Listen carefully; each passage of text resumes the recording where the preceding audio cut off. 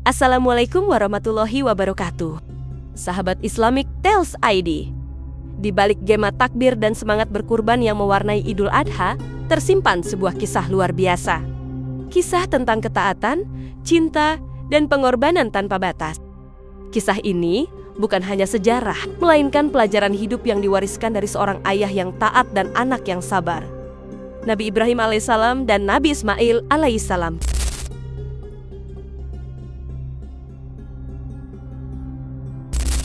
Nabi Ibrahim alaihissalam hidup di zaman Raja Namrud, sekitar 2000 tahun sebelum Masehi. Beliau dikenal sebagai salah satu Nabi Ulul Azmi, Nabi yang memiliki keteguhan luar biasa dalam menghadapi ujian. Sejak muda, Ibrahim telah melawan penyembahan berhala yang dilakukan oleh kaumnya, bahkan oleh ayah kandungnya sendiri.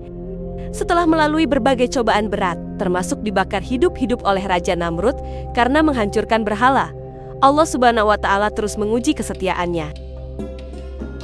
Namun, ujian terbesar belum datang. Setelah menanti keturunan selama puluhan tahun, di usia sangat tua sekitar 86 tahun menurut sebagian riwayat, Allah mengaruniakan seorang anak laki-laki melalui istrinya Siti Hajar. Anak itu adalah Ismail alaihissalam, yang kelak menjadi cikal bakal bangsa Arab dan leluhur Nabi Muhammad SAW. Bayangkan, Ibrahim sudah sangat lama menunggu keturunan. Dalam usia senja, ia akhirnya mendapatkan buah hati yang ia dambakan. Ia sangat menyayangi Ismail, anak yang menjadi cahaya dalam hidupnya, yang ia timang dengan penuh kasih sayang setelah masa panjang menanti dan berdoa. Tapi di tengah kebahagiaan itu, datanglah ujian dari langit yang tak pernah terbayangkan. Perintah untuk menyembelih anaknya sendiri. Maka ketika anak itu sampai pada umur sanggup berusaha bersama-sama Ibrahim, Ibrahim berkata, "Wahai anakku, sesungguhnya aku melihat dalam mimpi bahwa aku menyembelihmu. Maka pikirkanlah apa pendapatmu." Quran Surah Asy-Syaffat ayat 102. Dalam Islam, mimpi para nabi bukanlah bunga tidur, melainkan wahyu yang harus dilaksanakan. Itu berarti Ibrahim tidak sedang ditantang oleh bayang-bayang, tapi langsung oleh perintah Allah Subhanahu wa Ta'ala. Perintah ini tidak datang sekali. Dalam banyak tafsir, disebutkan bahwa mimpi ini datang 3 kali berturut-turut, agar semakin jelas bahwa ini benar-benar kehendak Allah. Lalu, mengapa Allah menguji Ibrahim dengan cara seperti ini? Ini adalah ujian tingkat tertinggi. Apakah Ibrahim lebih mencintai anaknya atau lebih mencintai Allah? Apakah ia bersedia melepaskan sesuatu yang paling ia sayangi demi menjalankan perintahnya? Ini bukan hanya soal menyembelih seorang anak.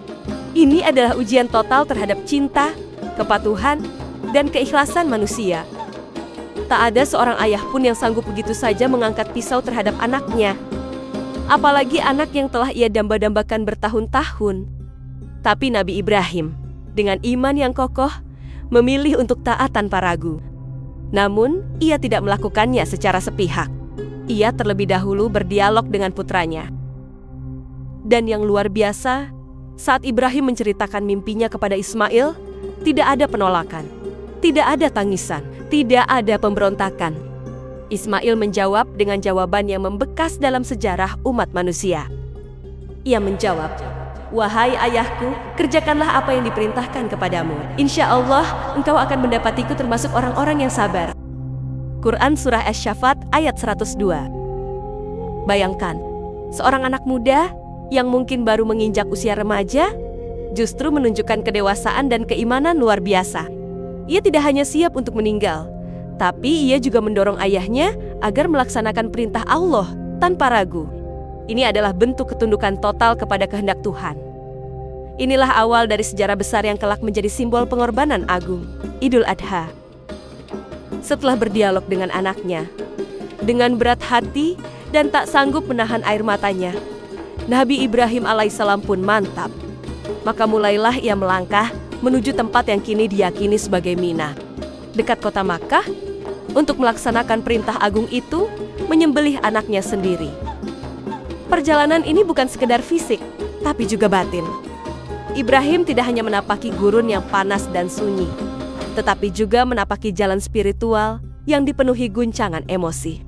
Hati seorang ayah mana yang tak remuk redam harus menyembelih anaknya yang dicintai, Tapi Ibrahim tidak mundur karena ia tahu ini adalah kehendak Allah.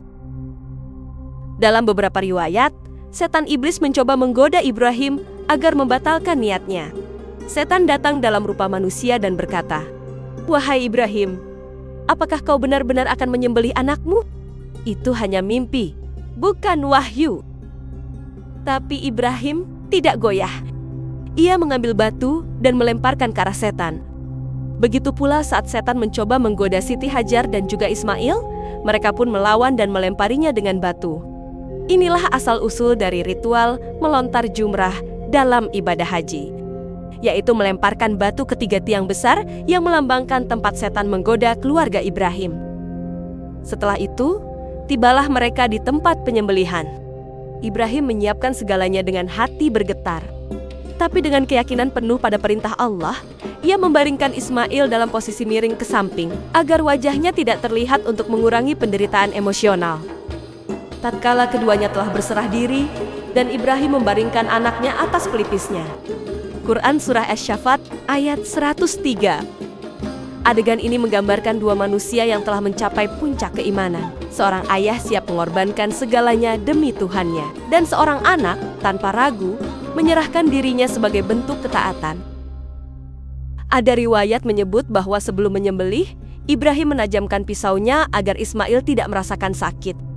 Bahkan, ia menutup matanya agar tidak melihat wajah anaknya. Tetapi, ketika ia menurunkan pisaunya, pisau itu tidak melukai. Pisau yang tajam tidak bisa memotong kulit Ismail sedikit pun. Ibrahim pun terkejut, hingga ia mencoba beberapa kali. Namun, semua usaha itu gagal, karena Allah lah yang menahan kekuatan pisau itu. Dan kemudian, datanglah wahyu agung dari langit. Dan kami panggil dia, "Wahai Ibrahim, sungguh engkau telah membenarkan mimpi itu. Sesungguhnya demikianlah kami memberi balasan kepada orang-orang yang berbuat baik." Quran Surah Asy-Syaffat ayat 104-105.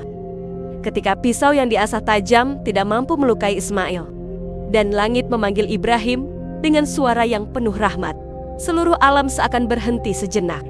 Inilah saat yang telah ditunggu-tunggu, atau ketika ketaatan, cinta, dan pengorbanan diuji, dan keduanya, ayah dan anak, telah lulus dengan nilai yang sempurna. Allah Subhanahu wa Ta'ala kemudian menurunkan seekor hewan sembelihan dari surga untuk menggantikan posisi Ismail. Hewan ini dalam banyak riwayat disebut sebagai domba putih besar, yang sebelumnya telah disiapkan oleh Allah sendiri sejak penciptaan alam semesta. Dan kami tebus anak itu dengan seekor sembelihan yang besar. Quran Surah Asy-Syaffat ayat 107. Inilah momen puncak yang menjadi dasar dari ibadah kurban yang dilakukan umat Islam setiap tanggal 10 Zulhijjah dalam rangkaian Hari Raya Idul Adha. Peristiwa agung ini tidak hanya menjadi simbol pengorbanan, tetapi juga sebuah pelajaran besar tentang ketaatan tanpa syarat kepada perintah Allah. Cinta seorang ayah kepada anak yang tunduk pada cinta kepada Sang Khalik. Keikhlasan dan keberanian dalam menjalani perintah ilahi, meskipun sangat berat dan menyakitkan secara lahir dan batin. Sejak peristiwa itu, setiap tahun umat Islam memperingatinya dengan menyembelih hewan ternak seperti kambing, sapi, atau unta sebagai bentuk pengorbanan. Perintah ini pun ditegaskan dalam Al-Quran. Dan bagi tiap-tiap umat telah kami syariatkan penyembelihan kurban, supaya mereka menyebut nama Allah terhadap binatang ternak yang telah direzekikan Allah kepada mereka. Quran Surah Al-Hajj ayat 34. Maka dirikanlah salat karena Tuhanmu, dan berkurbanlah. Quran Surah Al-Kautsar ayat 2. Dengan ibadah kurban, umat Islam meneladani ketundukan Nabi Ibrahim dan Nabi Ismail kepada kehendak Allah. Bukan darah atau daging hewan kurban yang sampai kepadanya, melainkan ketakwaan dan keikhlasan dari hati para hambanya. Daging-daging unta dan darahnya itu sekali-kali tidak dapat mencapai keridaan Allah, tetapi ketakwaan dari kamulah yang dapat mencapainya. Quran Surah Al-Hajj ayat 37.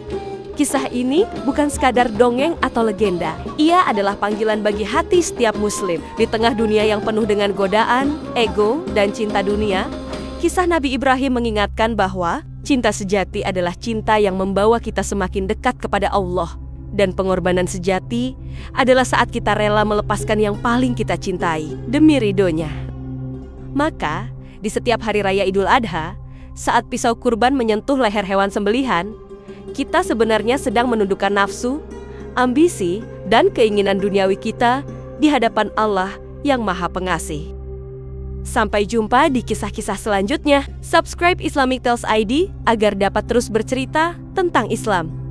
Wassalamualaikum warahmatullahi wabarakatuh.